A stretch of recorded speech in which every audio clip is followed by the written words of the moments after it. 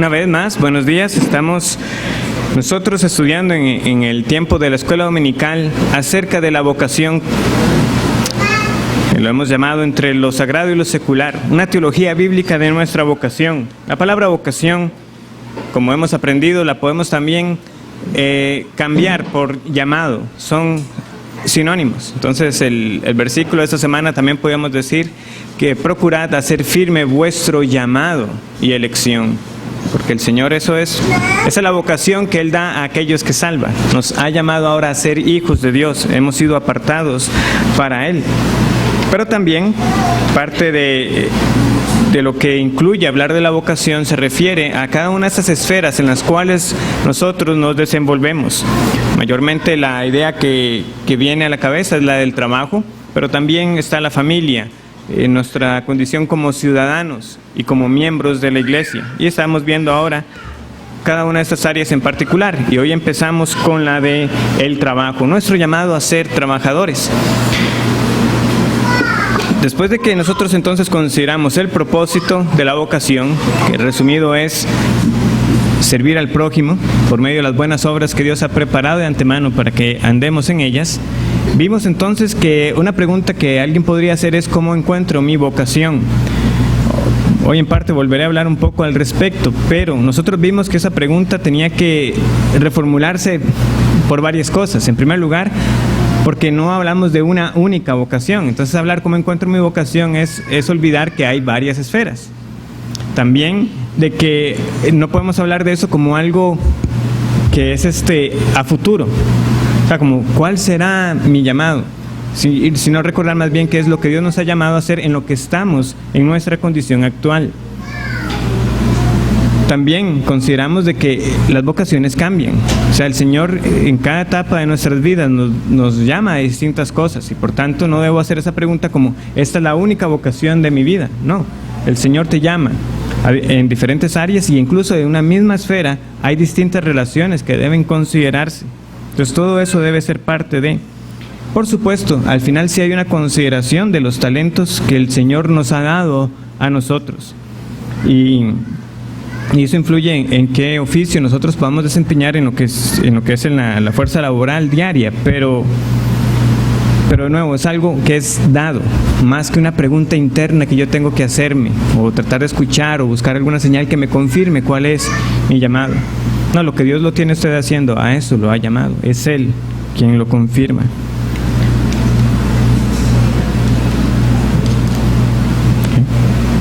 Okay. Gracias.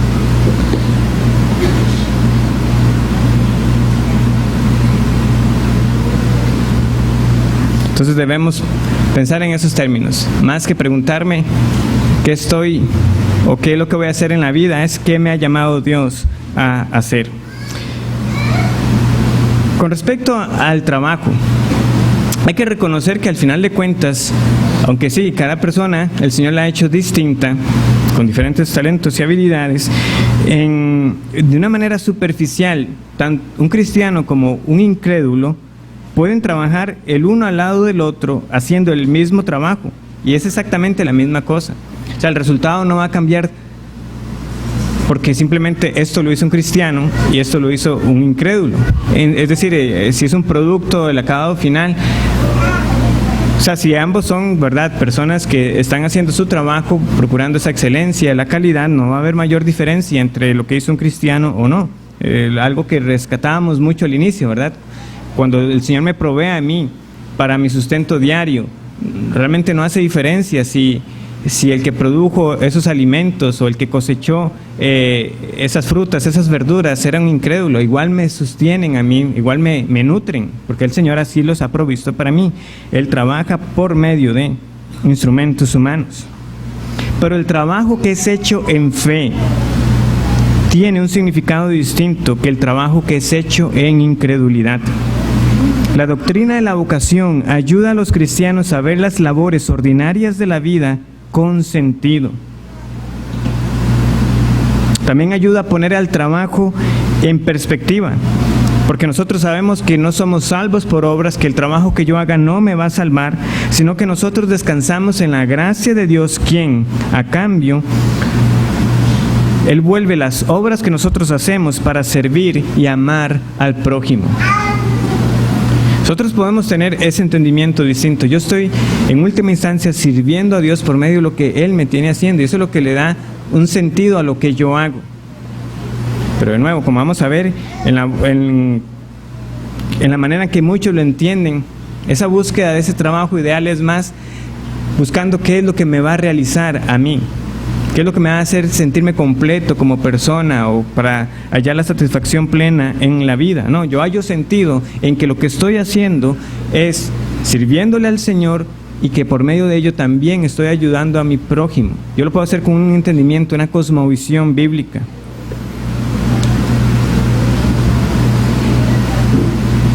Entonces nosotros tenemos ese llamado al trabajo desde el puro inicio, desde la creación. Entonces vamos a ir a Génesis capítulo 1.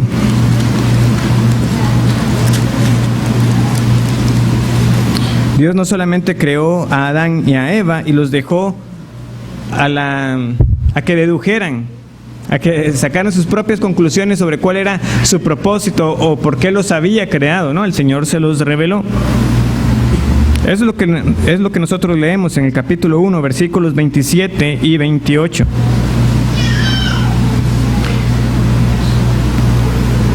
Y creó Dios al hombre a su imagen, a imagen de Dios lo creó, varón y hembra los creó. Y los bendijo Dios y les dijo: fructificad y multiplicaos, llenad la tierra y sojuzgadla, y señoread en los peces del mar, en las aves de los cielos y en todas las bestias que se mueven sobre la tierra. Aquí vemos entonces estos mandamientos claros de Dios. Él inicia diciendo: fructificad y multiplicaos. ¿Esto qué establece? Establece la familia. Ustedes no van a ser solamente ustedes dos. Ustedes van a multiplicarse. Va a haber una descendencia. Eso es un mandamiento y eso establece la familia, que eventualmente establecerían comunidades y sociedades. Dios mismo dijo que no era bueno que el hombre estuviera solo y que él necesitaba esa ayuda idónea. Dios se aseguró de que el hombre sería un ser social que viviría en familia y posteriormente, como decía, en comunidades. También vemos que al hombre le fue dada autoridad. Llenad la tierra y sojuzgadla, y señoread en los peces del mar, en las aves de los cielos y en todas las bestias que se mueven sobre la tierra. De esta manera, el hombre también entonces tenía este llamado a trabajar la tierra. En particular, Dios va a colocar a Adán en el jardín del Edén. Lo que nosotros estamos viendo es que Dios coloca al hombre para emular lo que Él hace. Así como Dios creó, ahora el hombre también es puesto en la tierra para que cree, para que señoree. Así como Dios mismo tiene autoridad sobre su creación. Nosotros lo podemos ver en este paralelismo cuando Dios descansa de su creación. Veamos el capítulo 2, versículos 1 al 3. Fueron pues acabados los cielos y la tierra y todo el ejército de ellos. Y acabó Dios en el día séptimo la obra que hizo. Y reposó el día séptimo de toda la obra que hizo. Y bendijo Dios al día séptimo y lo santificó, porque en él reposó de toda la obra que había hecho en la creación. Entonces, cuando nosotros vamos a los 10 mandamientos, podemos ir a Éxodo capítulo 20, versículos 9 al 11. Vamos a ver que hay un paralelismo para el mandamiento que Dios da a su pueblo. Deben de seguir su patrón tanto de trabajo como de descanso. Éxodo 20, versículos 9 al 11. Dios trabajó 6 días, el hombre va a trabajar 6 días. 6 días trabajarás y harás toda tu obra, mas el séptimo día es reposo para Jehová tu Dios. No hagas en él obra alguna. Tú, ni tu hijo, ni tu hija, ni tu siervo, ni tu criada, ni tu bestia, ni tu extranjero que está dentro de tus puertas. ¿Por qué? Porque en 6 días hizo Jehová los cielos y la tierra, el mar y todas las cosas que en ellos hay, y reposó en el séptimo día. Por tanto, Jehová bendijo el día de reposo y lo santificó. Entonces vemos ese patrón. Dios trabaja 6 días, descansa el séptimo y es lo que instituye para el hombre. Ustedes también trabajarán 6 días y descansarán el séptimo. El trabajo humano es una imitación del trabajo de Dios, que participa en la creación de Dios y en su creatividad, es decir, en el hacer, pero también con ese ingenio que Dios ha dado al hombre. Y además estamos llamados a gobernar, a someter y a multiplicar, que las plantas crezcan, que hacer cosas. Eso es lo que Dios hace. Y eso es lo que también nos ha dado a nosotros como tarea para hacer. Pero luego vino la caída, como nosotros sabemos en Génesis capítulo 3. Y una de las primeras consecuencias de la desobediencia de Adán y Eva fue que Dios los llamó, pero ¿qué hizo el hombre? Se escondió. Eso lo tenemos en Génesis capítulo 3, versículos 9 y 10. Mas Jehová Dios llamó al hombre y le dijo: ¿dónde estás tú? Y él respondió: oí tu voz en el huerto y tuve miedo, porque estaba desnudo y me escondí. ¿Qué sucede después de esto? Bueno, Dios va a confirmar que los mandamientos que les había dado todavía permanecen, pero ahora van a estar manchados por el pecado. Hay una maldición que afecta a todos ellos. Seguía el mandamiento de ellos fructificar y multiplicarse, sí, pero ahora sería con dolor. Seguía el mandamiento de trabajar, sí, pero ahora la tierra sería dura para trabajar y le produciría cardos y espinos. Dios dice: no, los mandamientos que les he dado permanecen, pero ahora tendrán que lidiar con la maldición que ha venido sobre todo lo creado por causa de su desobediencia. El diseño para la familia que Dios nos ha dado permanece, pero la armonía original ha sido arruinada. ¿Qué es lo que vemos aquí? Adán y Eva discutiendo. Adán, en lugar de guardar a su esposa, la expone. Consecuencias del pecado. Lo mismo luego para la mujer: tu deseo será para tu marido, pero él se enseñoreará de ti. ¿Y qué pasa luego con los primeros hijos que les nacen, Caín y Abel? Bueno, sabemos lo que ocurre. Siendo solamente ellos 4, viene Caín y asesina a su hermano Abel. Y es en ese contexto que nosotros vemos que esas primeras ciudades que se fundan nacen por medio de estos hombres sanguinarios y pecadores. Por ejemplo, vemos que la primera ciudad que se nos menciona que es fundada, la fundó fue Caín, versículo 17. Y conoció Caín a su mujer, la cual concibió y dio a luz a Enoc, y edificó una ciudad y llamó el nombre de la ciudad del nombre de su hijo Enoc. Y es de esta descendencia que nosotros vemos que empiezan a surgir también de los primeros oficios. Versículo 18, y a Enoc le nació Irad, e Irad engendró a Mehujael, y Mehujael engendró a Metusael, y Metusael engendró a Lamec. Y Lamec tomó para sí 2 mujeres, el nombre de la una fue Ada, y el nombre de la otra Sila. Y Ada dio a luz a Jabal, el cual fue el padre de los que habitan en tiendas y crían ganados. Aquí tenemos entonces los primeros pueblos nómadas, los primeros ganaderos. ¿Qué sucede después? Y el nombre de su hermano fue Jubal, el cual fue padre de todos los que tocan arpa y flauta. Tenemos los primeros músicos. Luego viene, y Sila también dio a luz a Tubal Caín, artífice de toda obra de bronce y de hierro. Más oficios. Vamos a decir aquí un inventor de la tecnología, alguien que ya empezaba a trabajar, a crear herramientas.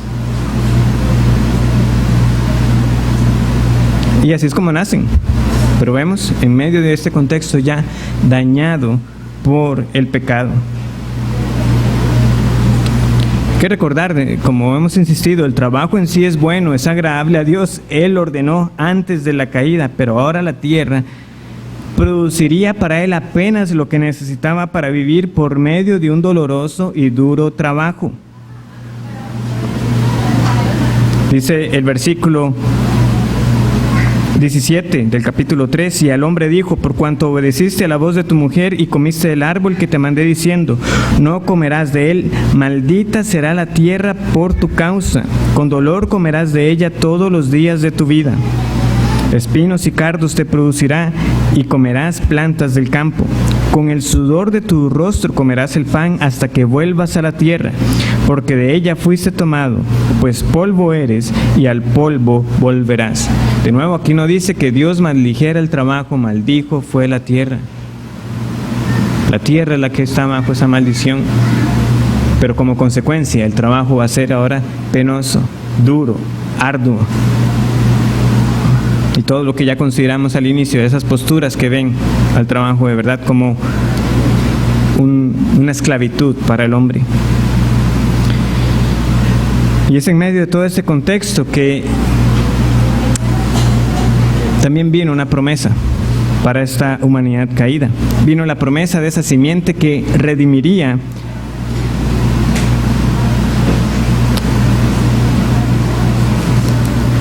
al pueblo del Señor. Versículo 15, y pondré enemistad entre ti y la mujer, y entre tu simiente y la simiente suya. Esta te herirá en la cabeza, y tú le herirás en el calcañar. Esta profecía, nosotros como sabemos, se cumplió en el Señor Jesucristo. Él es esa simiente que fue prometida. Y ese calcañar, en efecto, ese tobillo, fue clavado en la cruz. Pero en esa cruz el Señor Jesucristo derrotó a Satanás de una vez por todas. En Cristo la salvación no depende de nuestra obra, de nuestro trabajo, sino en su obra, en su trabajo, llevado a cabo por esa vida sin pecado y por esa muerte expiatoria en la cruz. Y esa obra del Señor es imputada al creyente. De nuevo, en cuanto a la salvación, nosotros no tenemos que trabajar en ese acto que conocemos como la salvación del Señor, particularmente la justificación. Nosotros descansamos en Cristo. Es esa justicia que nos es atribuida. Pero no solamente debemos quedarnos con estas consecuencias que se dieron aquí, también tenemos que ver las implicaciones que tiene ese día de reposo que fue dado, porque es parte de una teología del trabajo. 6 días trabajarás y el 7º descansarás. Y nosotros sabemos cuán enfático fue el Señor al decir: te acordarás del día de reposo para santificarlo, y por las razones que ya fueron expuestas. Aquellos que insistieron en trabajar en el día de reposo sufrieron consecuencias. Algunos incluso llegaron a perder su vida. Veamos, por ejemplo, Números, capítulo 15. Números capítulo 15, versículos 32 al 36.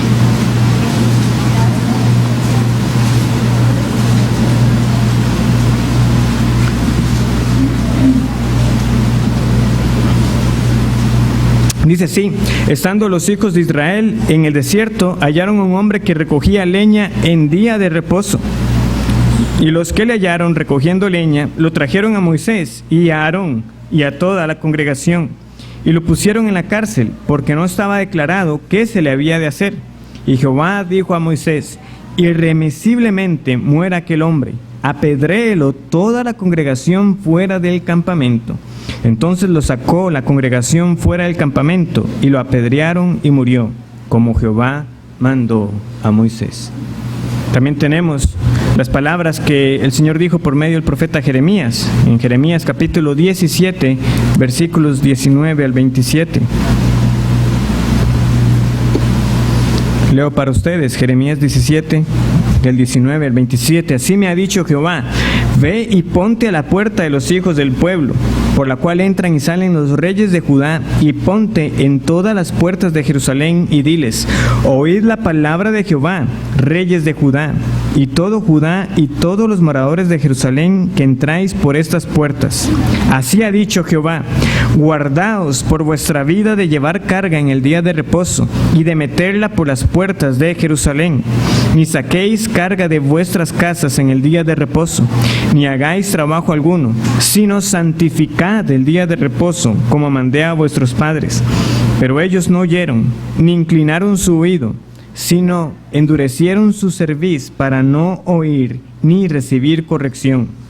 No obstante, si vosotros me obedeciereis, dice Jehová, no metiendo carga por las puertas de esta ciudad en el día de reposo, sino que santificareis el día de reposo, no haciendo en él ningún trabajo, entrarán por las puertas de esta ciudad en carros y en caballos, y los reyes y los príncipes que se sientan sobre el trono de David, ellos y sus príncipes, los varones de Judá, los moradores de Jerusalén, y esta ciudad será habitada para siempre. Y vendrán de las ciudades de Judá, de los alrededores de Jerusalén, de tierra de Benjamín, de la Cefela, de los montes y del Negev, trayendo holocausto y sacrificio, y ofrenda e incienso, y trayendo sacrificio de alabanza a la casa de Jehová. Pero si no me oyereis para santificar el día de reposo, y para no traer carga, ni meterla por las puertas de Jerusalén en día de reposo, yo haré descender fuego en sus puertas, y consumirá los palacios de Jerusalén, y no se apagará. Santificarás el día de reposo. Como creyentes nosotros también entendemos que el Señor nos manda a guardar este que es su día. Ciertamente en ciertas áreas no todos están de acuerdo en cuanto a todos los aspectos involucrados que se lleva a guardar el día de reposo. ¿Debería cerrar todo establecimiento? ¿Qué actividades todavía se consideran que uno estaría trabajando en el día de reposo? Son temas que no voy a abarcar ahora mismo. Algunos también se preguntarán qué tipo de esparcimiento, o si es válido algún esparcimiento o de recreación en el día de reposo, en el marco de que es el descanso que también el Señor nos da. Ya nosotros hemos provisto material al respecto con el fin de guiarnos en los principios que abrazamos por las Escrituras y que la confesión de fe resume también muy bien, para orientarnos en esa preparación para este día, que incluso empieza desde el día antes, para evitar trabajar en este que es el día del Señor, que yo ponga todo en orden, en lo que está a mi alcance, para que por descuido o negligencia mía alguien tenga que trabajar. Y por supuesto que también es parte de lo que es válido en el día del Señor, esas obras de misericordia. ¿Qué es lo que dice la confesión de fe? Dice lo siguiente: el día de reposo se guarda santo para el Señor, cuando los hombres, después de la debida preparación de su corazón y de haber ordenado de antemano todos sus asuntos cotidianos, no solamente observan un santo descanso durante todo el día de sus propias labores, palabras y pensamientos acerca de sus ocupaciones y diversiones seculares, sino que también se dedican todo el tiempo al ejercicio público y privado de la adoración de Dios y a los deberes que son por necesidad y por misericordia. Eso está en el capítulo 22 de la adoración religiosa y del día de reposo, en el párrafo 8. Estamos nosotros considerando cómo guardar este día, y estamos nosotros realmente procurando tener el descanso al que el Señor nos manda. Y esto aplica, de nuevo, según la vocación en la que usted esté llamado. Si es estudiante, ¿está usted haciendo sus tareas y estudiando debidamente para no dejar todo eso para el día domingo? Si es usted tiene trabajo que tiene que llevarse a su casa inevitablemente por el asunto, por el oficio que usted realiza, está procurando hacerlo en cualquier otro día que no sea el día del Señor. Planificamos nosotros de manera que no tomamos en cuenta el domingo como, no puede terminar esto, lo termino el domingo. Es parte de lo que nosotros debemos considerar. Cuando el Señor Jesús fue acusado de violar el día del reposo, Él ciertamente estableció un principio de que el día del reposo fue hecho por causa del hombre y no el hombre por causa del día de reposo. Pero ¿en qué contexto decía el Señor estas cosas? En el contexto de la misericordia que Él hacía, porque cuando Él lo venía a acusar era cuando Él sanaba a los enfermos y obviamente denunciaba la hipocresía de ellos, porque les decía, si no se cayera un animal de los de ustedes, ¿no irían a sacarlo? ¿Cuánto más a esta pobre hija, verdad? En el caso de la señora que estuvo encorvada por muchos años, o el hombre de la mano hidrópica, y otros tantos casos más. Pero sobre todo, el día de reposo, una vez más, nos habla a nosotros de Cristo.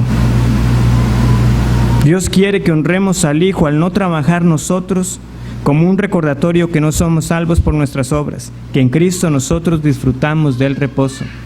Es lo que cantamos también cada mañana: reposamos en el Hijo. ¿Qué nos dice a nosotros? Hebreos 4, versículos 9 al 10.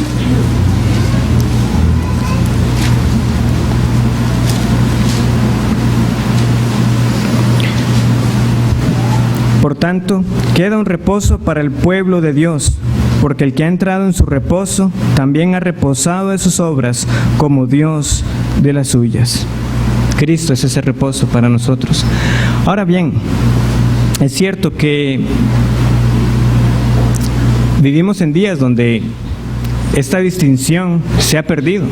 Y muchos de aquí, de hecho, han tenido que trabajar o trabajan el día domingo por imposición de sus trabajos.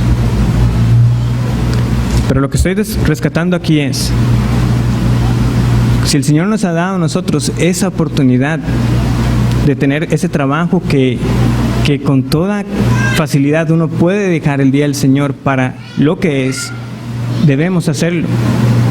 Debemos hacerlo. Y por supuesto siempre orar al Señor para hallar ese favor, y que esas ocasiones en que yo tenga que ausentarme o que tenga que solo participar de uno de los cultos por causa del trabajo sean las menos ocasiones que sucedan. ¿Por qué? Porque este día es necesario para nosotros. Nos recuerda que espiritualmente nosotros descansamos en la obra de Cristo, pero también nos es dado para nuestro reposo físico. Y aunque el resto de los días nosotros aún tenemos que trabajar con el sudor de nuestra frente, y que es cierto que simbólicamente hablando ese trabajo nos sigue produciendo a nosotros cardos y espinos, es decir, hay frustraciones, hay preocupaciones, hay estrés, hay días que es una locura, que hay que trabajar muchas horas más y demás. Nosotros podemos descansar en la gracia del Señor y recordar que en el fondo Él está ahí, que Él se vislumbra detrás del trabajo que nosotros hacemos. Dice un autor, citando primero a Lutero: Él, Dios, da la lana, pero no sin nuestra labor. Si está en la oveja, no se hace un vestido. Dios da la lana, pero debe ser esquilada, cardada, hilada. En estas vocaciones, el trabajo creativo, en el sentido de crear, el trabajo creativo de Dios se mueve, llegando a su destino cuando llega al prójimo que necesita esa prenda. Y así es como funciona. Dios nos ha dado labores que tenemos que hacer, y Él ha provisto todo lo que necesitamos, aunque ciertamente requiere esfuerzo. Pero recordemos una vez más ese propósito, para servir a nuestro prójimo. Entonces, habiendo dicho estas cosas, ahora bien, ¿es todo tipo de trabajo válido? ¿Es todo tipo de labor que incluso el gobierno o en general las personas reconocen como una labor legal, un oficio válido para el creyente? No. Hay que recordar que aunque estamos en el mundo, nosotros no somos del mundo, y aunque Dios nos utiliza como instrumentos para servirnos unos a otros, sigue habiendo una distinción central. Cuando Él nos llama, Él nos ha apartado para Él, y nosotros no podemos realizar cualquier tipo de labor indiscriminadamente. Hay un discernimiento que el creyente debe ejercer en los trabajos que hace o en los trabajos que considera hacer.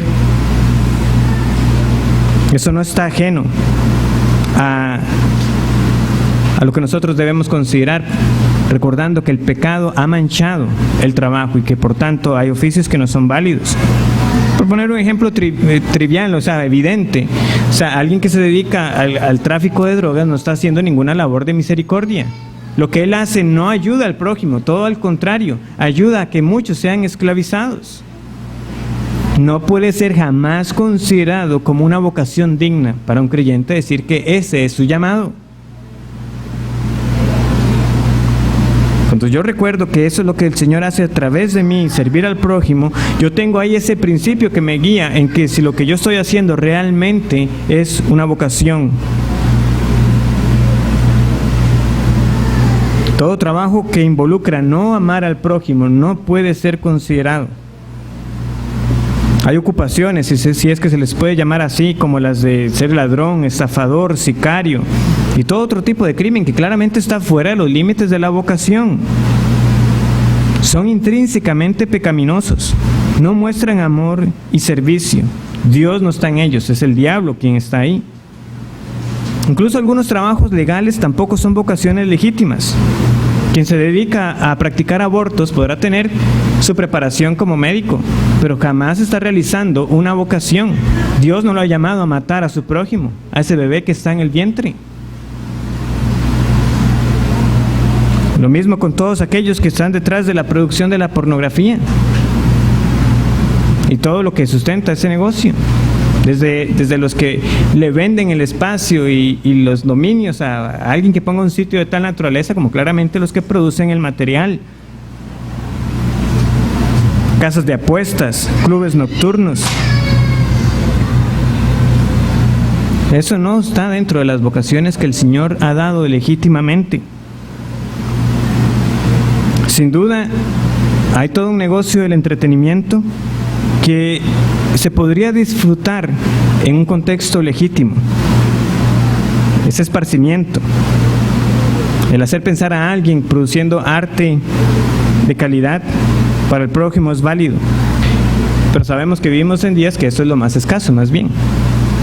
Que lo que ahora se ve como entretenimiento es realmente invitar a las personas a que hallen placer en el pecado, exhibido abiertamente, en lo que se canta, en lo que se proyecta. Aquí es donde el cristiano debe trazar la línea. ¿Puede alguien ser músico, actor, cristiano? Puede serlo, pero debe trazar claramente una línea. Aunque eso signifique que tendrá que rechazar muchas oportunidades de trabajo, aunque eso signifique que prácticamente estará en un mercado que no tendrá demanda, pero si es lo que va a hacer, tiene que recordar: yo no soy del mundo, Él me ha apartado. El talento musical es un regalo de Dios, pero la música que celebra el adulterio, o lo oculto, o la violencia, no es lo que Dios ha llamado como un uso válido de estos regalos.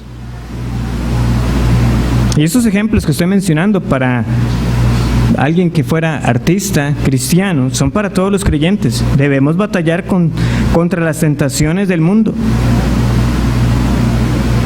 Las palabras de Cristo son tan importantes que deben ser citadas una vez más. Juan 17, versículos 14 al 18.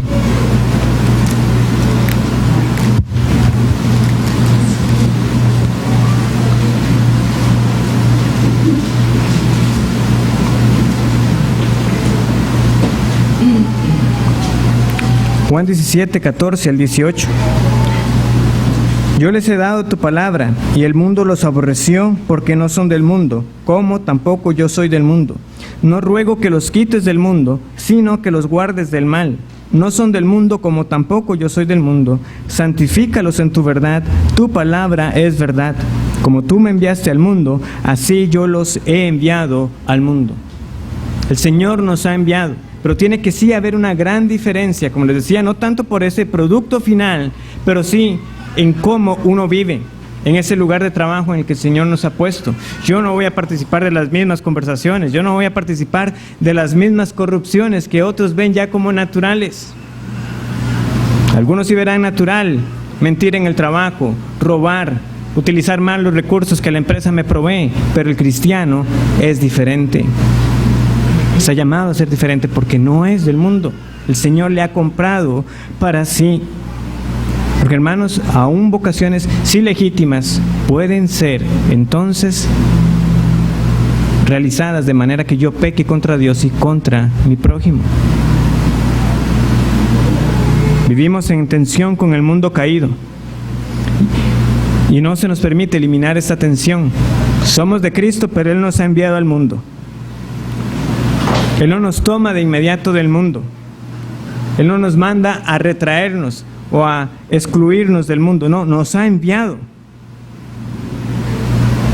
Y estamos involucrados en el mundo al llevar a cabo nuestros trabajos. Y así es como nosotros influimos. Los actores, los músicos, los artistas, los médicos, el carpintero, todos podemos ser sal y luz en un terreno que suele ser oscuro y sin gusto.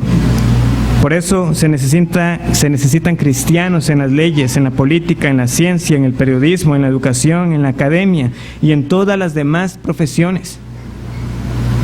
A veces decimos el cristiano está contra cultura, pero podemos ampliar y decir no solamente estamos contra la cultura del mundo, nosotros estamos enviados al mundo para hacer la cultura del reino. Viviendo como esos bienaventurados que el Señor describe en Mateo capítulo 5. Y ahí estamos nosotros, en medio de ovejas, en medio de lobos, haciendo lo que el Señor nos ha llamado a hacer para su gloria. siendo cultura del reino. Podríamos expresarlo de esa manera. Es en ese trabajo diario en que usualmente el evangelismo se da frecuentemente. ¿Cómo serán alcanzados los incrédulos con el evangelio? Sabemos que escuchando la palabra de Dios, pero ¿cómo se dan esas oportunidades para que escuchen la palabra? Usualmente el incrédulo no vendrá al culto, aunque el Señor puede traer a alguien que se ha inquietado para asistir a un culto. Pero para que esa invitación se llegue a dar, para que usted invite al incrédulo para que esté aquí en medio de nosotros, usualmente para muchos que estamos aquí, eso ocurre en nuestro lugar de trabajo, donde los cristianos e incrédulos trabajan juntos y se llegan a conocer. Y esas ocasiones para ser testigos de Cristo e invitar a un colega a la iglesia surgen de maneras muy naturales. En el receso para el café, en la máquina que dispensa el agua, al que tengo a la par en el cubículo, alguien que viene de repente y me comenta que está con un problema. Hay oportunidad ahí para redimir eso y presentar el evangelio e invitarle. Cuando hay noticias que traen gozo, también. Alguien que le ha nacido un hijo. Hay diversas oportunidades que pueden ser oportunidades de conversaciones para yo ser un testigo fiel de Cristo. Las noticias del momento, los sucesos, los desastres naturales, son cosas que usualmente traen comentarios de las personas. Y ahí debe estar el Hijo de Dios atento para aprovecharlas y presentar el evangelio. Como creyentes somos extranjeros y peregrinos y estamos en el mundo, enviados por el Señor, haciendo el trabajo que Él nos ha dado, pero con un significado diferente. De nuevo, no por la labor en sí. No es que exista una manera cristiana de cortar madera. No es que el cristiano lo corta así. No, o sea, eso no existe. Recordemos de nuevo que aunque hay incrédulos que también realizan sus labores, totalmente ignorantes de que están siendo usados por Dios para bendecir al prójimo, nosotros sí lo podemos tener presente cada día. Cada vocación tiene su propósito y es básicamente la misma tanto para creyentes como para incrédulos. El ejecutivo debe obtener ganancias. El policía cristiano debe arrestar al que hizo lo malo, igual que tiene que hacerlo el policía incrédulo. No hacerlo sería violar su vocación. ¿Y por qué lo dejó libre? Es que lo perdoné. No, o sea, su labor es arrestar al que hizo lo malo. En ese contexto, no le corresponde a usted determinar si queda libre o no. Ya para eso vendrá el proceso.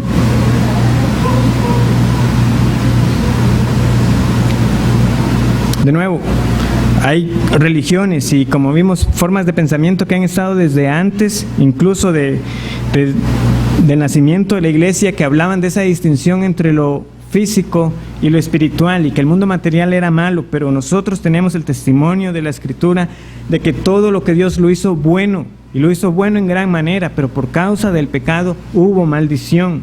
Pero tenemos esa evidencia de que esto físico ha sido también considerado por nuestro Señor cuando Él mismo, en la persona del Hijo, vino y se encarnó y habitó en medio de nosotros, y nació en una familia, y se crió.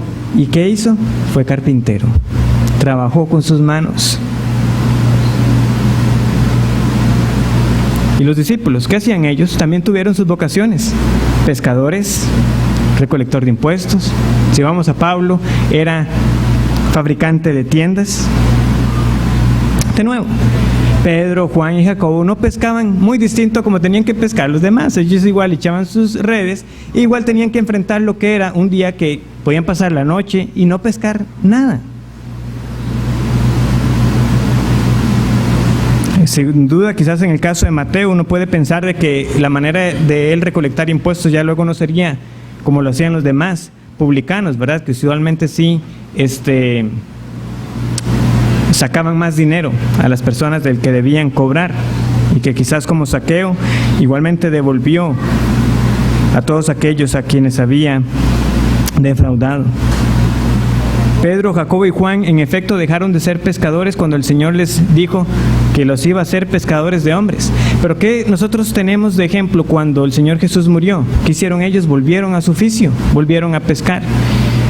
Ya una vez el Señor se aparece a ellos y asciende, ellos quedan apartados para el ministerio y la predicación y la enseñanza. Pero de nuevo, no fueron tomados del mundo, fueron enviados a Él hasta que finalmente recibieron su llamado final a morir. Todos ellos, la gran mayoría mejor dicho, como mártires. Y ahora sí, recibir esa herencia de vida eterna. Entonces, esto nos lleva a que tenemos un trabajo que hacer, pero vivimos en un mundo que igual tiene categorías, tiene jerarquías. Y cuando esta teología de la vocación fue desarrollada, ciertamente, si habían jerarquías, eran en esos días. Ahí estaba bien marcado. Estaba el campesino, estaba el burgués, estaba el noble, estaba el rey, estaba el emperador, y habían límites muy definidos. Difícilmente un campesino iba a aspirar a llegar a ser rey. En ese tiempo pensaría alguno que escoger una vocación sería algo que muchos hubieran visto como irrelevante, como algo debatible. ¿Por qué? Porque prácticamente usted hacía lo que sus padres hacían. Si era hijo de zapatero, iba a ser zapatero. El que era hijo de rey posiblemente iba a llegar a ser rey también. Entonces uno diría, bueno, pero no estaría esta doctrina de la vocación que ellos enseñaban simplemente consagrando el status quo, el estado de las cosas tal y como son. Así lo llamó el Señor, así tiene que quedarse el resto de su vida. Sabemos que no es así por la siguiente razón, porque fue por esta doctrina de la vocación que también este sistema de clases fue destrozado en la gran mayoría de los casos. Pero yo leía un artículo que precisamente denunciaba esto, que ponía como un gran peligro esa teología de la vocación de Lutero, porque era como decirle a las personas, bueno, si esto es lo que usted está haciendo hoy, ya es lo que le toca, hasta el final. ¿Es eso realmente la conclusión a la que uno tiene que llegar? No, porque nosotros sabemos que el mundo fue trastornado en esos días de la Reforma, fruto de este entendimiento de la teología de la vocación. Pero algunos han llegado con inquietudes y preguntándome al respecto de cuándo es válido buscar un cambio de trabajo, por ejemplo. O qué es lo que deben considerar si sienten que lo que están haciendo no es lo que les llena. Es que yo lo hago, pero realmente eso a mí no me satisface. Hablar de todo eso yo creo que merecería mucha más consideración, pero hay muchas otras cosas que debemos seguir tocando el resto de las semanas. Por ahora voy a decir lo siguiente. Primero, tenemos que nosotros quitar de nuestra cabeza esas ideas románticas acerca de hacer lo que uno disfruta. Hay una frase que es atribuida a Confucio y que tiene muchas variaciones, pero en general dice lo siguiente: escoge un trabajo que te guste y nunca tendrás que trabajar ni un solo día de tu vida. Qué bonito. Pero no es así. No es así. Escoge un trabajo que te guste y nunca tendrás que trabajar. ¿Es eso lo que nosotros entendemos? No. El trabajo, el Señor lo ha dado y es bueno. Pero lo que está ahí implícito en esa idea, como nunca tendrás que trabajar, de nuevo, ¿qué es lo que está diciendo? Como que el trabajo es malo. Y si usted no está haciendo lo que le gusta, el trabajo va a ser todavía peor. Hay que hacerlo y si no le gusta es peor. Nosotros tenemos que quitarnos de la forma de pensar de nosotros, eso que está tan engranado ya, de la manera en que muchos nos han fomentado eso, como que es que para realizarse en esta vida no hay cómo hacer un trabajo que uno realmente disfrute.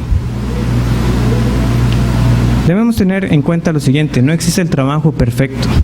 Una cosa es que usted puede hacer un oficio que le guste, pero aún cada oficio, por más que usted lo disfrute, tiene cosas y tareas que a usted no le van a gustar. Hay una serie de artículos que había estado leyendo en un sitio donde entrevistan precisamente a las personas con este eslogan: entonces, ¿quieres mi trabajo?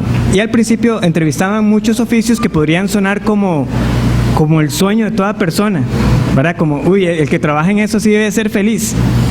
Por ejemplo, recuerdo una entrevista a uno que era un analista o alguien que probaba videojuegos. Para muchos, y si a alguien le gustan los videojuegos, uy, eso sí debe ser todo el día jugando. Qué bonito. No, no era así. Y cuénteme, porque entonces las entrevistas seguían un esquema. Primero es, ¿qué es lo que más disfruta de su trabajo? ¿Qué es lo que menos disfruta? ¿Cuáles son las tareas usuales? Etcétera. El propósito de las entrevistas era precisamente dar luz a las personas para que, si usted quiere ese trabajo, considere todas estas cosas. Por ejemplo, en este caso, que es el que me está viniendo a la mente, él decía, ¿no? ¿Qué son las cosas con las que tengo que lidiar? Bueno, primero que la gente piensa que es que yo me la paso jugando todo el día. Y que seguro piensa que me estoy jugando los últimos títulos y lo más emocionante. Realmente tenía que probar juegos para niños también. Y probarlos exhaustivamente. Entonces usted ya se puede imaginar moviendo una flechita aquí, para encontrar todas las fallas. Entonces suena como ese trabajo ideal. Bueno, quizás para algunos sea alguien que le guste, pero de nuevo, hay tareas en las que no necesariamente iba a hallar esa satisfacción. Hermanos, por más que usted esté buscando ese oficio en el que usted diga, es que esto es lo que a mí me satisface, no existe el trabajo perfecto. Nosotros no estamos llamados, aunque ha sido nuestro propósito, ser llamados a trabajar, pero no es encontrar nuestra satisfacción en el trabajo. Solamente en Cristo es que realmente uno es plenamente satisfecho. Y eso lo digo así, no como una frase, no, es así, solamente en Cristo.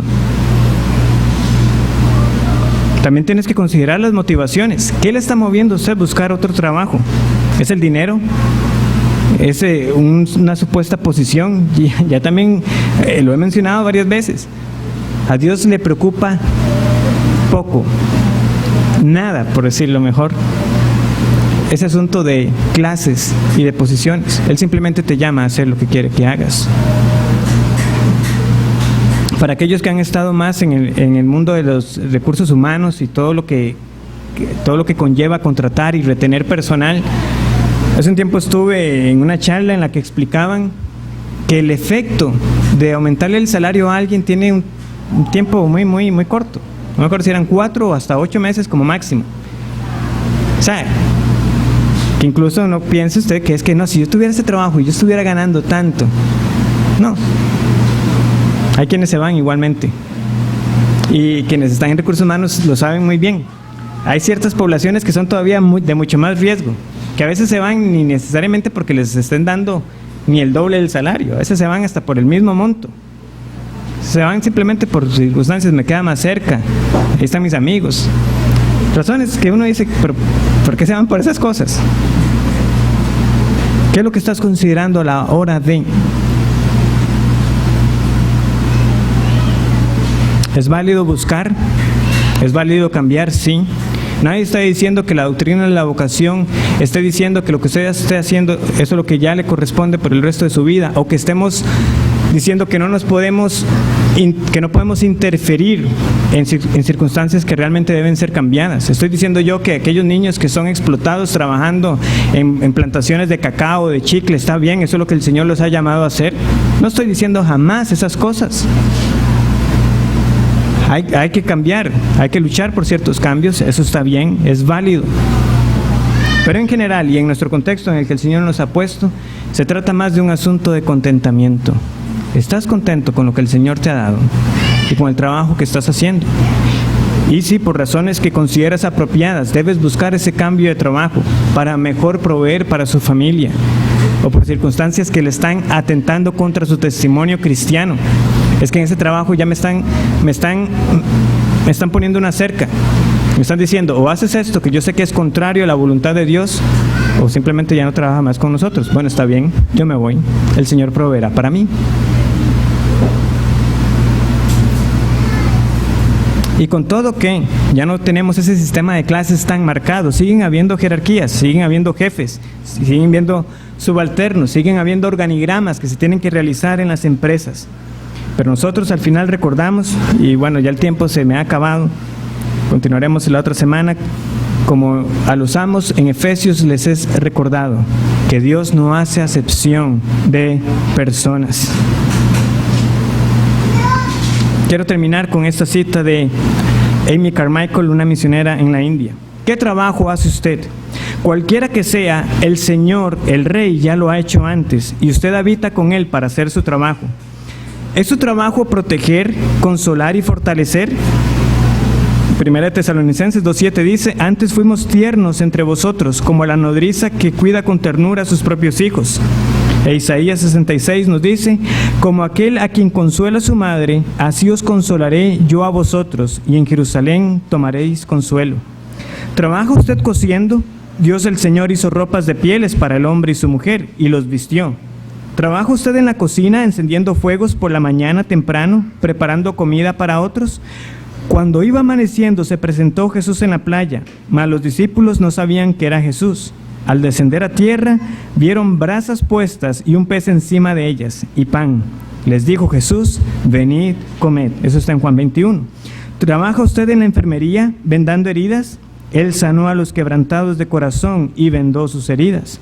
¿Trabaja usted de contador, enseñando o aprendiendo matemáticas o nombres de cosas difíciles de recordar? Él cuenta el número de las estrellas, las llama por sus nombres. Él tiene contados aún los cabellos de vuestra cabeza. ¿Trabaja usted criando ganado? Él apacentará su rebaño como un pastor. Tomará a los corderos en brazos y los llevará en su regazo. Él ha hecho el trabajo que usted está haciendo. Usted habita aquí con el Rey para hacer el trabajo de Él.